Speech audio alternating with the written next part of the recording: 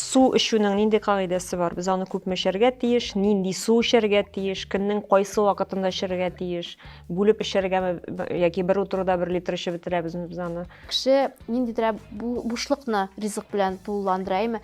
Нинди булса стрессны ризык белән басырга мөмкин. Кайнар чәйнең безнең бит инде ул кайнар кара чәй, канга сеңгән татарларның, шуннан башка бер нинди дә ризык та үтми кебек, ашап куйгач һичшиксез Сөтендә салырга кирәк, кара чәй эчәргә кирәк. Үзе ияләнгән, ярамый торган ризыкларны идеаль тәлинкәгә ничек тә булса кертеп җибәрергә тырышырга кирәк.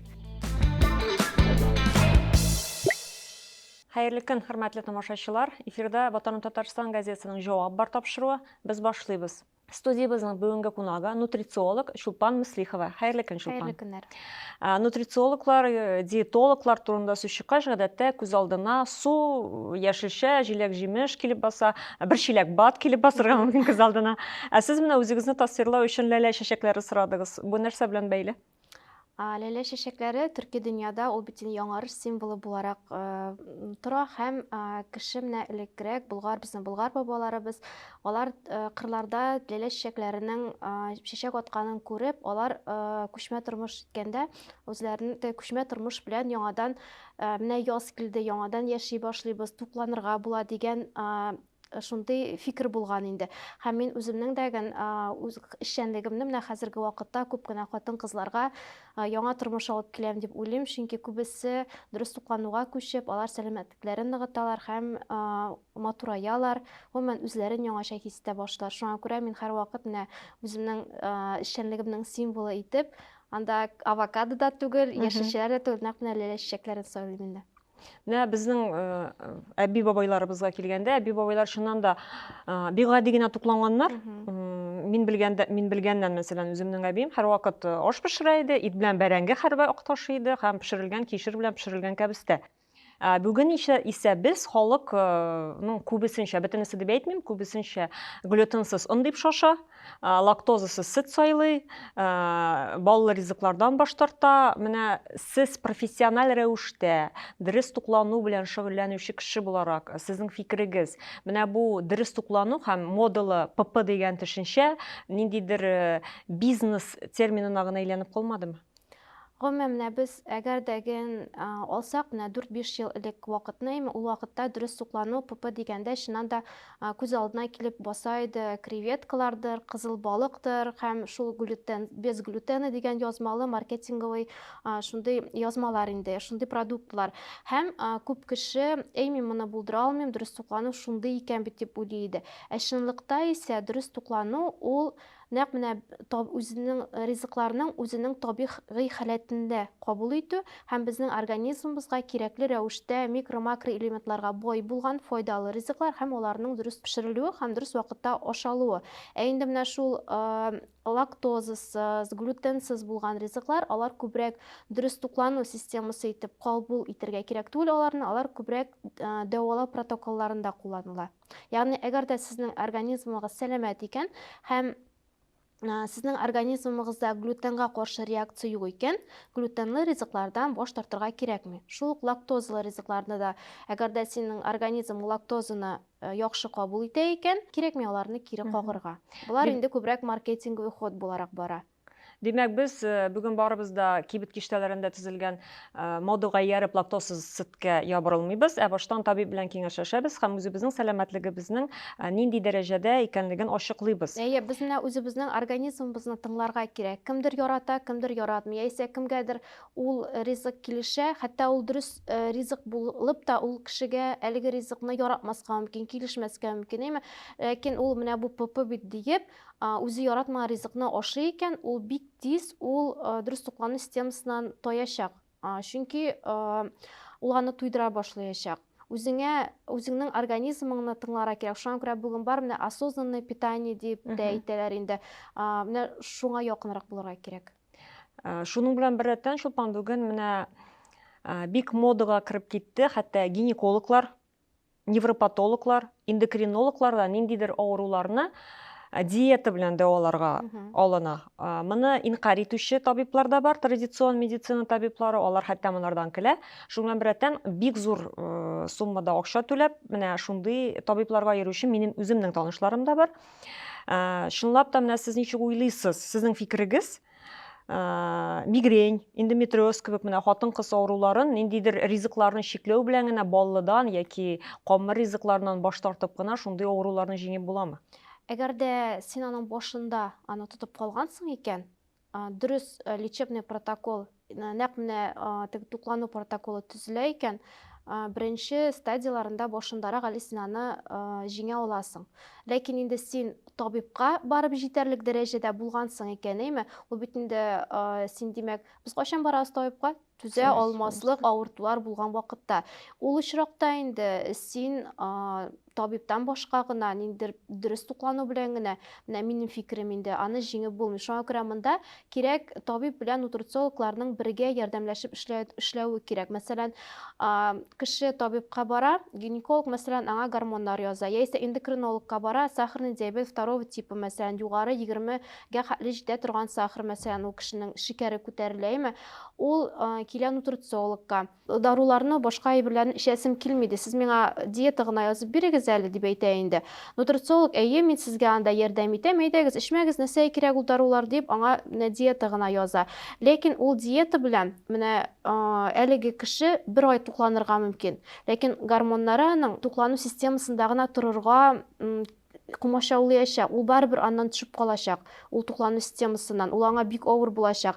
Шуңа күрә мин инде һәр вакыт үземә килгән мәсәлән хатын-кызларга әйтәм, сезгә табиб язган икән, лечебный протокол мәсәлән язган икән дарулар, без аларны сезнең белән кире какмыйбыз, ләкин әлеге дарулар сезгә тагын да ярдәм итсен өчен һәм шул дарулардан тизрәк төшер өчен дөрес туклану системасын, нәкъ менә дөрес туклану именно лечебный протокол системасын инде язабыз.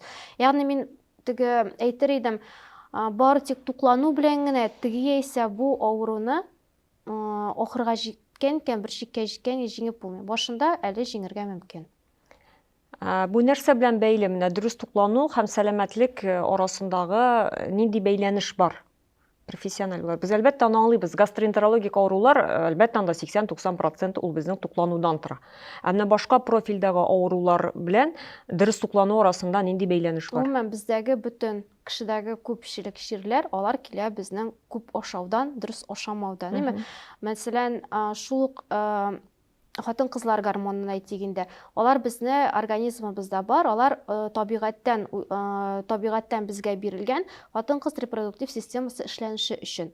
Без кеше ашый, артык вес җыя, күп ашый, баллы ашый һәм әлеге гормоннар арта бара. Һәм алар башка төрле авыру клеткаларны ашаталар һәм төрле авырулар барлыкка килә. Ягъни син менә шул организм кабул итми торган чит ризыкларны ашаганда, җепсел күзәнәкләр, клеткалар дип әйтик инде, алар авыруга сабыша һәм төрле авырулар барлыкка килә. Ягъни менә ашау белән, ашау тәртибе белән, ашау режимы белән һәм ризыкларны ничек итеп пешерү белән безнең организмның сәламәтлеге бик нык бәйле. Әйтик, мәсәлән, шул ук без яратабыз инде, әйтик, шашлыклар пешергәндәге кызартырга, әйме, тавыклар кыздыралар инде, теге корочкалар кызарлык булсын өчен инде. Менә Күп итеп майонезлар салып, бик күп итеп тәмләткечләр белән һәм алар организмда гликирование дигән процессны барлыкка китерә. Монда инде җепсел күзәнәкләренә бик зур зыян килә һәм кан, безнең тамырларда кан бик әкрен ага башлый, ул клей кебек ката. Яисә, мәсәлән, дөрес тукламау нәтиҗәсендә күп баллы, камырлы ризыклар ашау нәтиҗәсендә эчәклек системасына зур зыян килә. Бөтен файдалы мәддәләр, ризыктан кергән файдалы мәддәләр, шул витаминнардан да кергән файдалы мәддәләр, алар эчәклекнең стеналары аша организмга китә. Әгәр дә синең эчәклегеңдә тишекләр барлыкка килгән икән, алар файдалы мәддәләрне генә түгел, токсиннарны, шлакларны да организм өчен зарарлы булган мәддәләрне дә җибәрә башка органнарга дип әйтик. Шуннан яңадан төрле авырулар, аутоиммун авырулар, төрле воспалительный процесслар барлыкка килә. Сезнең коллегаларыгыз, бәлки сездәдер, сезнең белән эшләп караганым юк, кызганыч. Еш кына менә диета белән бер рәттән бер кочак бат язып җибәрә. Зур суммалардан да берничә төрле, 10-12 төрле бер юлы кабул итә торган. Менә бер юлы шул хәтле бат кабул итү организмга шулай ук зыянлы түгелме? Менә сезнең практикада ничек? Сез язасызмы аларны? Мин батлар белән бик батларны куллану яклы түгел. Сәламәт организм ул үзенә кирәкле минералларны, үзенә кирәкле витаминнарны ризыктан да ала.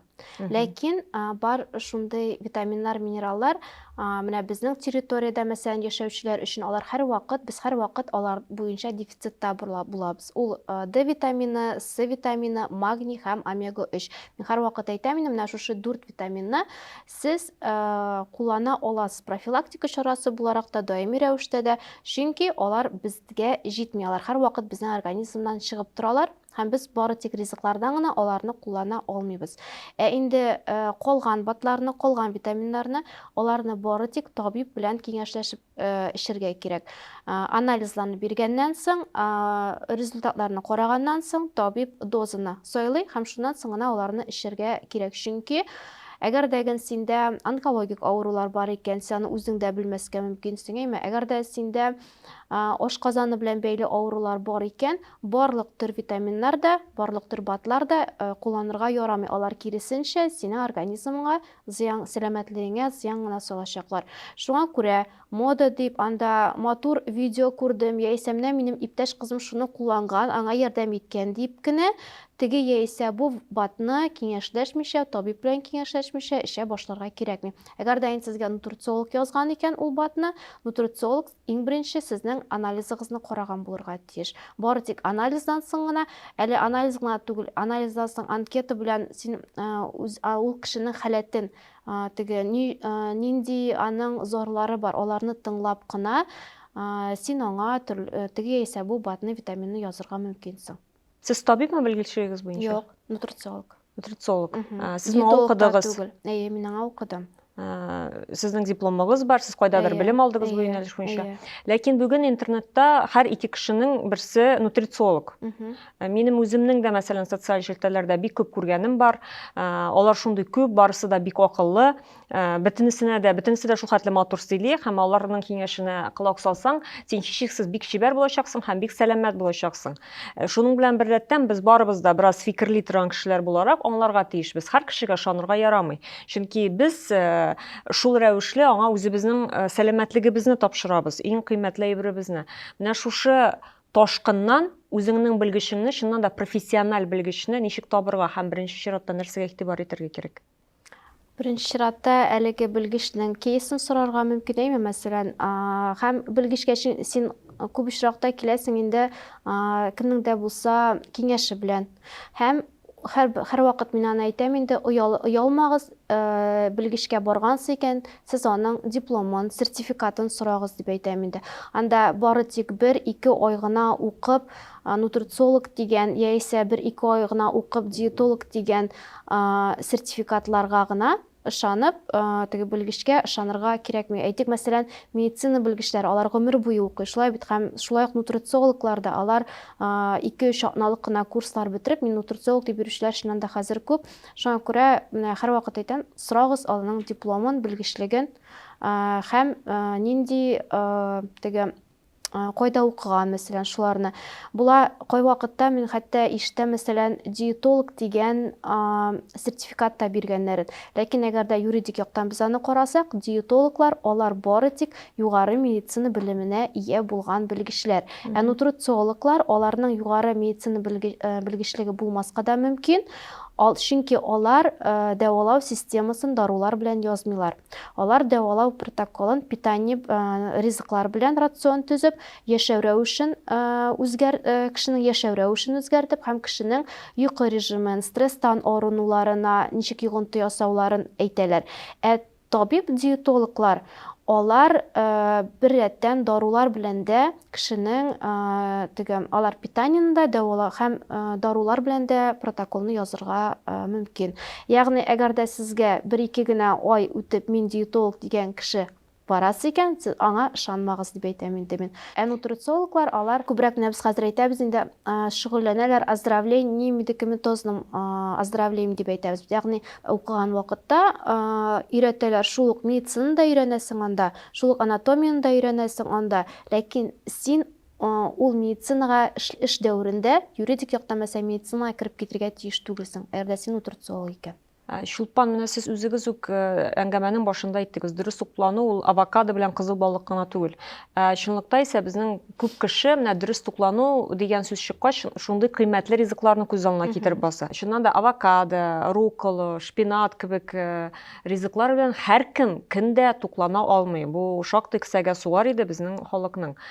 Безнең төбәктә, безнең климатта үскән нинди яшелчә, җиләк-җимешләр белән дөрес туклану рационы тезеп була. Менә минемчә, безнең караучы тамашачыларда да шундый сорау тугандыр. Сез сөйлисез, матур сүзләр кулланасыз, рацион, дөрес туклану, диета дигән конкрет, мәсәлән, кәбестә һәм чөгендердән башлап нәрсәне без мисалга китерә алабыз? Гомумән менә мин әйтәм инде, авылда яшәүче кешеләр иң рәхәт һәм иң очсыз дөрес туклану системасын куллана алу мөмкинлеге бар дип әйтәм. Чөнки кызлар килә дә әйтәр, шулпан мин авылда торам инде, теге бөтен әйбердә булырмы икән, дөрес туклана алырмын микән дип. Һәм шул ук мәсәлән бер проектта шәһәрдән килгән кызлар да катнаша икән, әйме? Һәм тәлинкәләренә күз салсаң, мәсәлән, ул көз көннәре, җәй көннәре аеруча сизелә. Авылда яшәүче теге ханымнарның киресенчә дөрес туклануга якынрак була. Шул ук бакчаңда җиләк-җимешләрең үсә. Яшеллеккә килгәндә, мәсәлән, руккола урынына петрушка, укропларны кулланырга була. Хәзер рукколаны да үзебезнең бакчада үстерәләр инде, анда 2 бакчаның берсендә үсә ул. Шпинат шулай ук аны дагы үстерергә мөмкин бит инде. Кузгалак яфраклары. Һәм һәркем инде авылда яшәүче, һәркем үзенең бакчасында кишерен, чөгендерен, кәбестәсен үстерә. Һәм булар каяндыр чит илләрдән кайтарылган, анда башка төрле яшелчәләргә караганда безнең өчен күпкә файдалырак була. Чөнки без аларны туганда ук без алар белән таныш булып туабыз. Читтән килгән фруктлар, җиләк-җимешләргә дә караганда, үзеңнең төбәгеңдә үскән җиләк-җимешләрне ашау сиңа күпкә файдалырак. Чөнки син инде аның белән таныш һәм синең аңа аллергия булу ихтималы азрак. Шул ук әйтә, мәсәлән, креветкаларны дөрес туклауны дип карыйлар бит инде. Менә лосось, форельләр икән дисең, ачасында да интернетны ачсаң, дөрес туклансаң, рецептларын карый башласаң, менә шундый кыйммәтле генә балыклар. Үзебезнең елга балыкларын да дөрес итеп пешереп кулланырга мөмкин. Һәм алар бер ничек тә теге кызыл балыклардан, диңгез балыкларыннан үзләренең составлары буенча теге ким түгел. Шулай ук аксымна бар аларда, шулай ук безгә кирәкле минераллар бар. Әгәр дә инде ярмаларга килсәк, без инде элек ияләнгән ик, менә киноа, амарант, менә алар дөрес туклану ПП ярмалары дип. Юк, шул ук бездәге бура ярмасын алыйк, әйме, никадәр шундый күп минералларга бай, шул ук тары ярмасы, А һәм Е витаминына бай, кара бодай ярмасы, алар бит безгә доступныйрак дип әйтик, һәм аларны артык кыйммәтле дип әйтмәс идем. Кибеткә кереп, нинди дә булса, теге баллы, печеньелар, анда конфетлар алганчы, творогтан үзең өйдә рәхәтләнеп тәмле мәсәлән печенье пешерергә була. Ул шулай ук күпкә файдалары һәм әле 300-ракка да төшә. Колбаса алганчы 300-400 сумлык килограммын, әйме, шул бәягә кызыл ит алып, син әллә ничә төрле ризык пешерә аласың. Яисә әзер пилмән алганчы ит алып үзең өйдә ире бөртекле оннан үзең пилмән ясаң. Ягъни әгәр дә син иренмәсәң, үзең пешерергә тырышсаң һәм җәй көне бакчада эшләргә яратсаң, синең дөрес туклану ул күпкә сызракка төшәгәле. Ләкин без менә ничектер шулай ияләшкән, безнең халык 300-400 сумга бер стакан кахва сатып алабыз, 500 сумга колбаса алабыз анда, Макдональдска кереп берничә 100 сумлык поднос җыялар кешеләр балаларына да, гамбургерлар, кыздырылган бәрәңгеләр барысы да. Шуның белән бер рәттән ниндидер гадәти, мәсәлән, шул ук кәбестә чөгендер һәм рукколага акчаны кызганабыз. Хәтта менә 250-260 сум тора икән бер кап руккол, ул бит инде бер көнлек кенә порция түгел, ул Әйе. берничә көн салат ясарга яки үзең генә ашарга җитә. Күрәсең, халыкның ниндидер менә шундый дөрес туклану һәм үзенең сәламәтлегенә карата фикерен дә үзгәртергә кирәктер. Анарсың кеше күбрәк бездә ничек, мәсәлән, дөрес туклануда шундый күп шикләүләр бар икән дип уйлый да кеше, ярар инде, миңа болай да ярый, мин шулай гына тукланып торыйм инде дип әйтүчеләр дә бар. Бер көн тукланудан, бер көн дөрес тукланам да, иртәгә барып тегеләй ашый башлыйм бит инде, дөрес булмый бит инде ул дип әйтәр. Менә ул шикләүләрне гомумән онытырга кирәк. Син әкренләп кенә үзең аннарысын дөрес туклануга кирип китәсең ул. Менә миңа сезнең бер фикерегез бик шат, батлар яклы түгел дидегез сез. Чынлап та ризыкта да бик күп файдалы матдәләр күп. Белеп ашасаң, шуның белән бер рәттән менә бүген нутрициологларның тагын бер шундый модасы бар. Белмим, сез ничек карыйсыз моңа? Төшке аш белән иртәнге аш, төшке аш белән кичке аш арасында бернинди тамак ялгап алу булмаска тиеш. Бары тик чәй генә, анда да үлән чәй генә эчәргә мөмкин диләр. Сезнең кагыйдәгез нинди? Мин менә бу фикергә уңай карыйм, чөнки менә электән үк килгән бит инде, бар иртәнге аш, бар төшке аш, бар кичке аш. Бөтен аш, ниндидер аш дигән әйбер юк бит арасында, әйме? Әгәр дәген син сау сәламәт икән, ашказаны белән төрле авырулар юк икән, менә шул 3 тапкыр ашау, ул кешегә сәламәтлек өчен зур йогынты ясый, уңай йогынты ясый инде. Бер тапкыр кабып алу перекус дип әйтәбез инде, ансы кемдер өчендер кирәк. Мәсәлән, сәгать 4ләр тирәсендә бик күп кеше аны сизә, хәлсезләнә башлый, тамак аша, чөнки биоритмнарга, организмның биоритмнарына циклларын карасак, нәкъ шул вакытта күп кешелек кешенең шикәр төшә башлый, инсулин кими, һәм ул баллы ризыкка тартыла. Менә шул вакытта нинди булса кирәкмәгән баллы ризык кабып куер урынына дөрес перекус ясарга кирәк. Ягъни менә 3 һәм 4 тапкыр ашау ул иң оптималь ашауларның берсе дип саныйм инде мин. Һәм ашау арасында аралык никадәр зуррак булса, кешенең организмы үзеннән үзе шул кадәр күбрәк сәламәтләнә. Мәсәлән, ураза тотканда да бит инде, без күпме көн буе ач торабыз. Һәм менә шу ач торган вакытта безнең организмдагы үлгән, мутантланган клеткаларны сау сәламәт клеткалар юкка чыгара.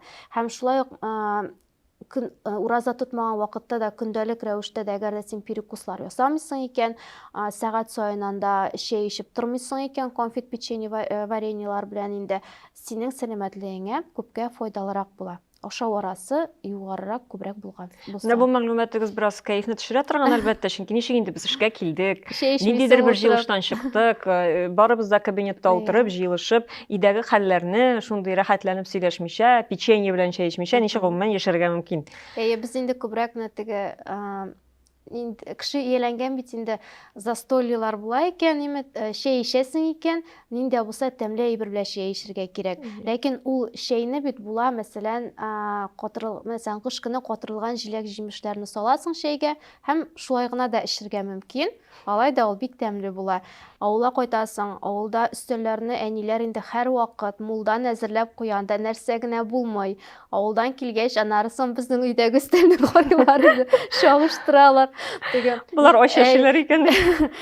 Улларым да әйтә, ничә безнең өстәл әбиләрдәге кебек күп түгел бездә өстәлдә әйберләр дип инде. Ул менә күз алдыңда тора икән әйбер, син аны ирексездән ашыйсың киләме, юкмы, син аны алып китәсең. Мәсәлән, шул кухняга чыгып кына керсәң, өстәлеңдә печенье тора икән, син ашыйсың киләме, юкмы, менә гадәткә кергән ул кайбер кешеләр, ул аны барыбер ала дагын, су белән булса да эчеп куя, яисә чәй белән эчеп куя. Бу инде перекус. Бу инде перекуска керә. Син инде авызыңа берәр шундый ризык каптың икән, канда шикәр күтәрелә, аңа җавап итеп инсулин күтәрелә, һәм бер ярты сәгатьтән ул яңадан төшеп китә. Һәм син ашаган саен, ягъни менә кабып кына куйган саен, синең организмыңда шундый сикерешләр барлыкка килә. Төрле ул инсулиновый качели дип атыйбыз инде без аны. Һәм берничә еллардан соң, 50-60 яшьләргә инде җиткәндәрәк шундый туклану системасы булса, аннан соң инде инсулин резистентный, сахарный диабетлар барлыкка килә, нәкъ менә шушы бик еш баллы ризыклар белән капкалап куюдан. Һәм мин әти-әниләргә дә менә мөрәҗәгать итәм. Әгәр дә сезнең өйдә балалар бар икән, кечкенә балалар, һәм аларның бит әле юк менә теге культура питания дигән әйберне семьяда, гаиләдә хатын-кыз барыбер аның өчен җавап бирә.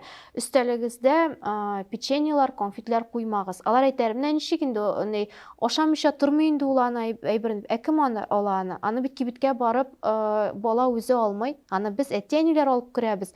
Шуңа күрә без мәсәлән өстәлгә балага ашасын дип әйтәсең икән, эремчектән пешереп сырник куярга була. Шул ук кишерне дә вак итеп, матур итеп турап куясың икән, ул аны өстәлгә килеп печенье алганчы ул кишерне алып китергә мөмкин. Һәм шул кишерне ашап йөрергә мөмкин. Яисә алманы мәсәлән куясың икән, алманы ашап йөри конфет урынына. Ул күпкә файдалырак булачак. Һәм бүгенге көндә менә бу балалар арасында дагы ожирениелар бик күп. Һәм булар барысы дагы менә безнең әти-әниләрнең балаларны да культура питания булдырмау аркасында. Һәм без аларга ничектер һәрвакыт аңлатып торырга тиеш бу шул чипсылар. Шул ук кибеттә сатыла торган теге бик тиз кабымлыклар дип әйтик инде, фастфудлар, бургерлар. Кайберләре атна саен йөри бит. Кайберләр көн сайын Көн йөри. сайын да йөрүчеләр бар. Шул газлы сулар алалар, Мин әйтмим, мин балаларны ул әйберләрдән гомумән шиклим дип. Юк, без барабыз ширеккә бер тапкыр. Менә ширек тәмамлана мәктәптә. Ширекне япкан хөрмәттән 3 айга бер була инде ул. Мин балаларны алып барам андый җиргә. Шулай алар анда теге әз генә булса да барыбер аны ашыйлар. Ни өчен? Әгәр дә мин аларга гомумән аларны баллы ризыктан да, андай әйберләрдән дә шиклим икән, ул аны барыбер яшереп ашаячак. Көндәлек рационында сезнең балаларның нәрсә бар? Көндәлек рационында минем 3 малай һәм 3-сенең дә кайвакытта төрлечә була, чөнки берсе тегене ашамыйм ди, икенчесе моны ашамыйм ди, шулай була инде. Без күбрәк инде творог ашарга, творог обязательно малайлар булгач инде аларга мускулларны, мышцаларны үстерергә кирәк һәм бик хәрәкәтчән, аеруча менә спорт белән шөгыльләнсәләр, творог, какао без һәрвакыт мин инде аларга бирәм. Һәм ит, ярмалар, ашлар, яшелчәләр, җиләк, җимешләр. Гомумән шул дөрес туклануга, организмга кирәкле аксым, углевод, клетчатка, майлар, алар барысы да аларның рационында бар. Ләкин безнең өйдә, мин әйтмим, теге шикәр юк дип тә әйтмим, безнең шикәр бар. Бездә шул ук әниләр, әбиләре кайнатып җибәрелгән кайнатмалар, вареньелар бар. Ләкин алар белә, әгәр дә син шәеңә бер калак шикәр салдың икән, димәк конфет инде ярамый. Әгәр дә син конфет белән эчәсең килә икән, шикәрне салмыйсың инде. Үзегезнең чулпан көндәлек рационда нәрсәләр бар? Үзегез әйттегез менә, без әңгәмәне дә шуннан башладык. Язу яңарыш вакыты. Без дә сезнең белән март аенда сөйләшәбез. Хәзер күбрәк хатын-кызлар чынлап да үзләренең тышкы кыяфәтенә ныграк игътибар бирә башлаячак. Хатын-кыз матурлыгы һәм сәламәтлеге өчен көндәлек рационда нинди ризыклар, нинди яшелчә, җиләк-җимешләр булырга тиеш? Хатын-кызның беренче чиратта бу файдалы майлар. Ул безнең хатын-кызның гормоннарын эшләнеше өчен дә җавап бирә алар. Авокадо дисәм инде кыйммәт дип әйтерләр инде. Булсын шул ук мәсәлән зәйтүн мае, мәсәлән салатларны, яшелчәләргә зәйтүн мае салырга була. Җитен мае, кабак майлары, аларны табырга мөмкин. Аларны бит син кыйммәт дип уйламасыннар. Алар кичкенә генә шешәдә, ләкин алар бик узакка җитә. Көнгә бер чәй калагы гына салатка салсаң да яшелчәләргә, алар сиңа бик озакка җитәчәкләр. Һәм омега 3-кә бай ризыклар, балык, мәсәлән, атнага 2-3 тапкыр ашалырга тиеш хатын-кызларга инде. Коллагенга бай ризыклар, безнең битебез матур булсын өчен, җыерчыклар тиз чыкмасын өчен. Нинди ризыклар? Коллагенга, мәсәлән, сөяк шулпасы, балык, хәтта балыкның сөягеннән кайнатылган шулпа да ярый. Шул холодец, дерелдәвек, мәсәлән, көндә аны ашамасаң да барыбер атнага бер тапкыр мәсәлән балыкның сөякләреннән шулпа кайнатып эчәргә була. Шул сөяк шулпасын озак итеп кайнатып куясың да мәсәлән аны. Аннан соң шул сөяк шулпасында боткалар пешерергә, карабудай, тары ярмасы, алар хатын-кыз организмы өчен файдалы инде. Һәм әлбәттә яшел үләннәр, яшелчәләр, яшел салат яфраклары, петрушка, укроп, аларны табырга мөмкин хәзердә. Һәм тагын игътибар итер идем мин әчетеп тузланган кәбестәгә. ферментированная капуста деп өзін русча әйтсәк, менә ул витамин С витаминына да, аминокислоталарга да бай ризык, һәм ул эчәклек системасына өчен дә әйбәт. Ул безнең эчәклек өчен бик яхшы пробиотикта булып бара, һәм эчәклекне чистарта, токсиннарны, шлакларны чистартырга ярдәм итә. Ашказан эшчәнлегендә көйли. С витамин, анда С витамины да бар. Һәм мәсәлән, сөяк шулпасы эчкәннән соң әчетеп тузланган кәбестә ашала икән, сөяк шулпасында коллаген организмга күбрәк керәчәк. Чөнки С витамины белән ул күбрәк эшләнә инде. Җиләк-җимешләргә килгәндә, яшел алма мәсәлән, шулай ук бик файдалы. Кәбестәнең бөтен түре дә һәм төрле карарак төстәге җиләкләр дип әйтәм инде мин. Аларда антиоксидантлар күбрәк була һәм хатын-кыз организмы өчен файдалырак була. Бит баллыдан тыйылып торганда, кой вакытында баллы ризыкларга чикләү кертеләр. Сез үзегез әйттегез, баллы сүзе бүген гомумән күп яңгырады бездә баллы ризык. Җиләк-җимештә ашамаска кушалар, чөнки анда фруктоза баллының үзенә караганда да зыянлырак дип. Җиләк-җимешләрне сайларга кирәк гликемический индекслары түбәнрәк булган. Ягъни бик артык баллы булмаган җиләк-җимешләрне. Мәсәлән, банан, әйме? Бананның бар сорысы, без кибеткә керәбез дә, яшел банан күрәбез дә. Ул инде менә өлкән яшьтәгеләрне мин әйтәм, күрәм инде хәзер кибеттә йөрим бит инде. Мәсәлән, банан тора, яшел бананнар тора һәм сары бананнар тора. Булары пешмәгән әле дип, яшелен түгел, сарысын алалар. Мин аңлатам инде, әйтәм, алыгыз күбрәк яшелен, әйтәм, ул сезгә күбрәк организм өчен ул файдалырак. Сарысынданың гликемический индексы югары була һәм ул бик тиз шикәрне күтәрәчәк. Яшелендә анда хәтта клетчатка кирәкле организм өчен файдалы булган крахмал да бар. Ул күпкә файдалырак булачак дип аңлатасың инде. Яшел алма белән кызыл алманы сайлаганда яшелен сайлагыз, чөнки кызыл баллырак һәм шуннан да анда фруктоза күбрәк була. Алтын урталыкны табып ашасаң, көн буе шул баллы ризыкны гына, фруктларны гына, җиләк-җимешләрне ашап бирмәсәң, алай зур зыян килми фруктозадан. Чөнки ул фруктоза безгә натураль фруктоза, ул керә җиләк-җимештән һәм җиләк-җимештә фруктоза белән берлектә тагын бар клетчаткада. Менә чиста фруктоза гына ашасаң шикәр урынына дип, менә анысы чыннан да зыянлы була. Гомумән бөтен нәрсәдә алтын урталыкны табарга кирәктер, чөнки бөтенләй баллыдан тыелып, бөтенләй камыр ризыкларыннан тыелып, кешедә икенче авыру барлыкка мөмкин. Ул инде депрессиягә бирелергә мөмкин кеше. Хәтта шундый термин яши, нутрициологлар белән бергә эшләгәндә психологлар белән дә эшләргә кирәк дип, әгәр син нәрсәдер тыя башлыйлар икән. Шуңа күрә һәр кеше моңа үзенең акылы белән, нидер үз аңы белән карарга тиештер. Әлбәттә. Идеаль тәлинкә пропорциясе нинди булырга тиеш? Менә көндәлек идеаль тәлинкә. Анда нәрсә булырга тиеш? Идеаль тәлинкә гомумән иң җиңел, иң рәхәт туклану системасы.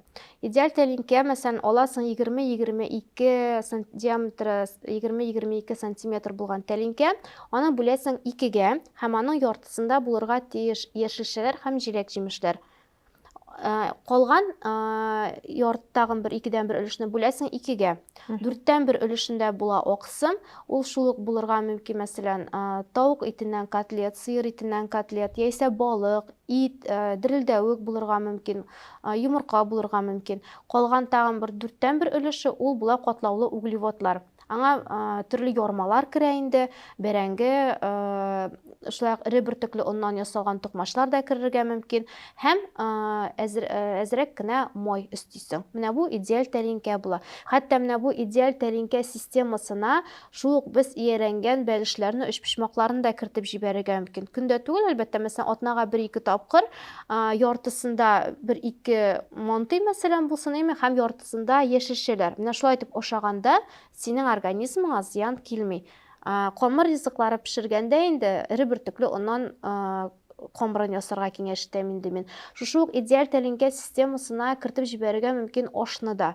Без инде татар халкында тукмачлы аш дибез бит. Ничек тукмачлы ашсыз рацион булсын инде. Шул ук ире бөртекле оннан баскан тукмачлы аш, мәсәлән, монда инде була тукмачаның катлаулы углевод буларак барачак, ит ул аксым буларак барачак һәм шушы тәлинкә янына кичкенә генә бер тәлинкә белән, мәсәлән, салат. Менә синең идеаль тәлинкә системасы. Ул көндезге ашка дагы бара, ул кичке ашка да бара һәм иртәнге ашны да нәкъ идеаль тәлинкә системасы буенча төзергә мөмкин. Мәсәлән, йомырка, ипи һәм әзрәк кенә кәбестә салаты булсын, яисә яшел яфраклар мәсәлән. Менә идеаль тәлинкә системасы. Һәм менә шушындый идеаль тәлинкә системасын ашаган, идеаль тәлинкә буенча иртәнге ашны ашаганнан соң, бер калак бал беләнме, бер калак варенье беләнме чәй эчәсең икән, ул шулай ук организмга артык зыяны килмәячәк. Ләкин тагын бер әйбер бар идеаль тәлинкәнең. Әгәр дә син весыңны киметү өстендә эшлисең икән, идеаль тәлинкәне буенча ашаганда кичке аштан инде углеводларны алып атабыз. Бары тик анда яшелчәләр һәм аксым гына калдырабыз. Бу весны киметкән вакытта. Шуның белән бер рәттән без балык белән итне бер ризык куллануда бутамыйбыз. Бер менә балык мәсәлән, ул үзе аксым буларак бара, ит үзе аксым буларак бара инде. Айрым ашыйбыз. Айрым ашыйбыз. Сез ипине дә шикләмисез дип аңладым. Ипине мин шикләмим, ләкин теге ак оннан пешерелгән батон, ак батон дип әйтсәк индеме, ак теге кабарып тора торган шундый йомшак воздушный пекарняларда саталар бит инде. Андый ак онлы, шүпрәле ипиләр ашау яклы түгел мин. Эре бөртекле оннан пешкән ипиләр яисә закваска белән, хәзер кылмак закваскасы белән ясаган ипиләр ясаучылар да күп, һәм аны өйдә ясау да авыр түгел. Без үзебез мәсәлән өйдә закваскалы ипине пешерәбез инде. Йомырка белән ит тә шул хәтле бәхәсле. Кемдер итне атнага 2-3 көн генә ашарга ди, кемдер көн саен ашарга ди, кемдер йомырканы көн саен бер йомырка ашарга кирәк ди, кемдер әйтә, ул бик авыр ризык, аны шикләргә кирәк. Бу уңайдан сезнең сүзегез нинди? Иткә килсәк, әгәр дә синең яшең никадәр зуррак, өлкәнрәк, итне шулкадәр күбрәк шикләргә кирәк. Киңәш ителә, чөнки теге өлкәнәя барган саен ашказанында андый аксымны, ит аксымын эшкәртә торган ферментлар кими бара һәм киресенчә ул теге авыр кабул ителә. Итне атнага 1-2 калдырып, мәсәлән, монда инде кызыл ит турында сүз бараймы? Теге сыер ите турында бара. Мин инде төрләндерергә киңәш итәм. Бер көн мәсәлән сыер итеннән пешерелсә, икенче көн күркә ите, тавык итләре кулланырга һәм теге обязательно инде атнага 2-3 тапкыр балык ашалырга тиеш дип әйтәм инде. Ул күпкә файдалырак була. Инде йомыркага килсәк, анда инде көненә 2-3 ашау ул артык зыян түгел, ләкин шулай ук үзеңне организмыңны тыңларга кирәк. Кемдер өчен ул катлаулы ризык, аның ашказанына авыртырга мөмкин авыр ризык. Менә аның ашказанына һәм организмга авыр аның сарысы. Чөнки катлаулырак, ул май булып бара, жир булып бара. Аның агы, йомыркагы, ул организм тарафыннан иң җиңел үзләштерелә торган аксым. Һәм безнең шундый, шәхсән минем үземнең яраткан эшемлегем су. Әле берничә ел гына. Бала чактан сеңдерелгән гадәт түгел. Су эчү гадәте һәм авыр иләнеле, әмма хәзер мин сусыз яши алмыйм. Бигрәк тә мин көн дәвамында җылы су эчәм. Термокружкада үзем белән термос белән йөртеп. Шуның белән бер рәттән мин бик күп чәй эчәм. Монсы киресенчә әйбәт түгел дип аңлыйм. Су эчүнең нинди кагыйдәсе бар? Без аны күпме эчәргә тиеш, нинди су эчәргә тиеш, көннең кайсы вакытында эчәргә тиеш, бүлеп эчәргәме яки бер утыруда 1 литр эчеп бетерәбезме без аны? Су буенча чыннан да менә ул күп кешенең ул проблема, су эчә алмыйм диләр. Менә суның теге ни өчен эчә алмыйм дип башласаң, менә эчәсе килми. Син аны кирәк дип эч. Файдага, чөнки безнең организм өчен су ул бик кирәкле ризык. Дару эчкән кебек, менә даруны кирәк булгач эчәбез бит. Бик кирәкле мәддә һәм суны иртә белән обязательно торгач та кимендә 2 стакан су кирәк эчәргә, чөнки без йоклаган вакытта 750 миллилитрга якын суны төнлә белән генә теге организмнан чыгарабыз. Һәм шуңа күрә кан йөреше яхшыртыр өчен, лимфаларның йөрешен яхшыртыр өчен безгә обязательно эчәргә кирәк иртә белән торгач та 2 стакан су. 2 стакан җылы су кайнатылмаган, авызны пешерми торган кайнаррак әле җылы да түгел, кайнаррак су. Кайнатып чыгармыйча эчәбез. Кайнатып чыгармыйча эчәбез. Ул бөтен менә авыздан, тамактагы бөтен синең начар җыелган әйберләрен дә юып төшерә, эчәклеккә китә, эчәклекне дә юдырып төшә. Әгәр дә сиңа авыр икән, 750 мл суны иртән эчеп бетерергә, син аны мәсәлән бүген 1 стаканнан башла. Иртәгә әзрәк тагын өстә. Аннан соң әкренәп синең организмың ияләнә барачак. Кайберләре әйтә, мин су эчсәм шешенә башлыйм диеп. Әгәр дә син моңарчы бик су эчкәнсең икән, әйе, син шешенәчәксең, чөнки организм сөенә, миңа су бирделәр ди, һәм ул аның бер генә тамчысын да юкка чыгарасы килми, үзенә ала башлый. Аннан соң син аңа күбрәк су биргән саен, ул организмнан, әгәр дә инде бавырлар яхшы эшли икән, ул организмнан әйбәт кенә үзе дә анарысын чыга башлый су. Һәм суның күләме ул 1 килограмм веска 30 мл-дан исәпләнә, ләкин моңа чиста су гына керми, моңа шул ук яшел чәйне дә кертәбез, без үлән чәйләрен дә кертәбез, без кара чәй турында сүз бармый гомумән. Шул ук баллы булмаган гөлҗимеш суларында без бу эчемлек дип әйтик инде, сыйыклыкка кертә алабыз, шушы күләмгә. Кайсы вакытта әйтәләр, менә Шулпан, мин 3 литр су эчәм дип тә әйтүчеләр бар име. Күп күләмдә эчү дә ярамый. Чөнки организмга ул зур авыр булачак һәм үзеңә кирәкле норманы эчәргә кирәк, һәм әгәр дә организм тели икән эчәргә, әз-әзләп кенә 1-2 йотым аннары эчеп торырга кирәк. Шулай ук һәрбер ашар алдыннан 20-30 минут кала җылы су эчеп куярга кирәк. Ул ашказанын ризык кабул итәргә әзерли торачак. Кайнар чәйнең безнең бит инде ул кайнар кара чәй, канга сеңгән татарларның, шуннан башка бернинди дә ризык та үтми кебек, ашап куйгач кичексез сөтендә салырга кирәк, кара чәй эчәргә кирәк. Аның нинди зыяны бар? Кара чәйдәнең гомумән файдасы юк дип әйтәбез инде без. Ул токсиннарны ашатып тора дип әйтим инде, менә теге гади тел белән әйтсәк. Әгәр дә син көнгә 1-2 генә шиньяк яхшы итеп заварка чәйнигендә ясалган чәй эчәсең икән, кара чәй, ул аның артык зыяны булмый. Ләкин кибеттән алган пакет чәй эчәсең икән, яшеленме, карасынмы, менә ул зыянлы, чөнки анда чәйгә караганда тузаны күбрәк була, һәм аның әле теге пакетиклары дагы барыбер химия юлы белән ясалган бит. Күбрәк инде өстенлек итәргә кирәк үлән чәйләренә, һәм хәзер бит инде төрле үлән чәйләрен табырга мөмкин. Үзеңдәге җәй көненнән җыеп калдырып, киптереп, харлыган яфраклары, җир җиләге яфраклары, менә үлән чәйләренә күчә барган саен, һәм әлеге чәйләргә төрле җиләк-җимешләр кушып эчкән саен, печенье, конфетләрдән арыну рәхәтрәк, җиңелрәк булачак. Шулай да, менә кеше ияләшкән бит инде 30-40 яшенә килеп җиткәндә, инде бургерлар ашап, кола эчеп, баллы ризык ашап, печенье белән чәй эчеп, менә аңа кисәк кенә ничек дөрес туклануга күчәргә? Кисәк кенә күчмәскә, әкрен-әкрен күчәргә. Мәсәлән, башта ул салды икән чәенә 3 калак шикәр, ул аны 2-гә калдырсын, аннары 1-гә калдырсын. Ул, мәсәлән, көн буе ярты батон ашый икән, ул аны иртәнге якта 1-2 телем генә калдырып торсын. Әкренәп кенә чикләүләрдән чыгырга, һәм менә шушы үзе ияләнгән, ярамый торган ризыкларны идеаль тәлинкәгә ничек тә булса кертеп җибәрергә тырышырга кирәк.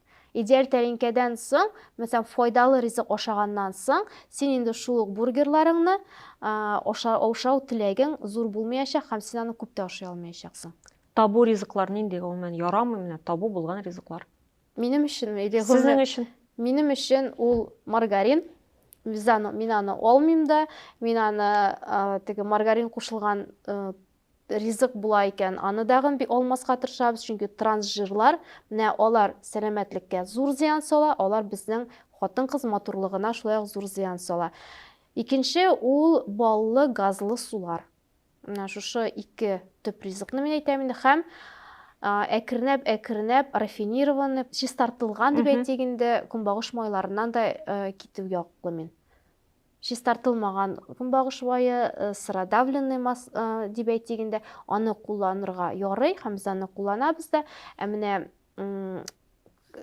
омега-6-га бик бай булган чистартылган көнбагыш майын шулай чикләргә тырышыр идек. Сездән 1-2 көнлек туклану менюсы да ишетәсе килә. Нинди булырга тиеш ул? Дөрес, туклану менюсы ул инде әйтик гаилә өчен, теге нинди булса бер максаттан түгел. Мәсәлән, иртәнге якта эремчектән сырник пешерәсең, аның янына берәр чәй калагы каймак, җәй көне инде бакчадан үзеп алып кирип җиләкләр салырга була, кыш көне морозильниктан катырылганнарын аласың һәм чәй. Бу иртәнге аш, мәсәлән, көндезге аш булырга мөмкин идеаль тәлинкә системасы буенча төзисең, үзең яраткан ярма, берәр төрле, мәсәлән, шул тары ярмасы булсын, гуляш һәм кәбестә салаты. Аннан соң кичке аш инде, мәсәлән, парда яисә табада тушит ителгән яшелчәләр һәм балык. Ир кешеләр өчен бу гына әз бит инде, аларга әзрәк кенә ярма яисә эре бөртекле аннан пешерелгән ипидәген өстәргә мөмкин. Бик ашыйсы килсә, шушы 3 төп ашау арасында инде була, мөмкин сыр белән чәй эчәргә, мәсәлән, яисә бутерброд ясарга ипи, сыр һәм берәр төрле яшел үлән. Икенче көнгә аш белән булсын әйдәгез, күбесе әйтә бит инде, менә хәзер сукланам да аш ашамый башлыйбыз инде дип. Иртәнге ашка, мәсәлән, йомырка, әзрәк кенә сыр анда, яшел үләннәр ипи. Көндезге ашка эре бөртекле оннан баскан тукмачлы аш, шул ашның ите һәм кыяр помидордан салат, мәсәлән. Кичке ашка тәмле итеп иренмичә пешерсәң, голубцы да ярый, фаршированный перец, мәсәлән, шулай ук ярый. Әгәр дә инде пешерергә иренәсең икән, шул көндезге ашны кичке ашта да ашарга мөмкин инде. Өченче көнгә ничегрәк, мәсәлән, иртәнге аш булырга мөмкин овсяный блин, хәзер бик модны бит инде ул. Ул балаларда аны бик яратып ашый. Әгәр дә баллыны ашыйсың килә икән, шоколад уып салырга мөмкин, баллы була. Әгәр дә инде син аны ашарга телисең икән, кыстыбый кебек арасына, мәсәлән, салырга мөмкин яшел үләннәр анда, сыр, тузлы балык та әзрәк кушырга мөмкин. Менә иртәнге аш белән эчәсең, көн буе туклыклыгы бик яхшы була инде. Көндез белән булсын, мәсәлән, эшпишмак һәм яшелчәләрдән салат. Һәм кичке ашка булсын ди кара будай боткасы, тавык итеннән котлет һәм шулай ук яшелчәләр. Гади һәм бернинди теге катлаулы әйберләр дә юк. Һәм без ияләшкән әйберләр. Кайсы вакытта теге аңлатасың, менә шулай, мин булай пешереп ятмыйм инде, тегеләй пешереп ятмыйм инде. Менә нәрсә пешерәсең, әйт әле дисең. Менә камыр куйдым чүпрәдән, пирожки пешерәм. Менә ансы бик теге гади генә кебек күренә, бик җиңел генә. Шуңа күрә дөрес туклаудан куркмаска кирәк, ул киресенчә гади, җиңел, ләкин тәмле булсын һәм матур булсын. Чөнки без бит ризыктан алырга иеләнгән, менә бүгенге көндә ул күп сизелә, кеше ниндидер бушлыкны ризык белән тулыландыра, нинди булса стрессны ризык белән басырга мөмкин. Шул дөрес туклану өчен, дөрес тукланасың икән, стресс бар икән, син ул ризыгыңны тәмле итеп пешер, матур итеп пешер, күзеңдә туйсын, тамагыңда туйырлык булсын. Рәхмәт, Шулпан. Рәхмәт үзегезгә. Шушы урында без әлеге сөйләшүне туктатып торабыз, әмма без бу темага кабат әйләнеп кайтырбыз әле дип уйлыйм. Әгәр сезнең кадерле тамашачыларыбыз Шулпан Мөслихова яки гомумән башка белгечкә үзегезне кызыксындырган сорауларга җавап табасыгыз килсә, әлеге видео астында үзегезнең сорау тәкъдимнәрегезне калдыра аласыз. Без аларга сезнең белән бергәләп җавап эзләрбез, чөнки һәр сорауга җавап бар.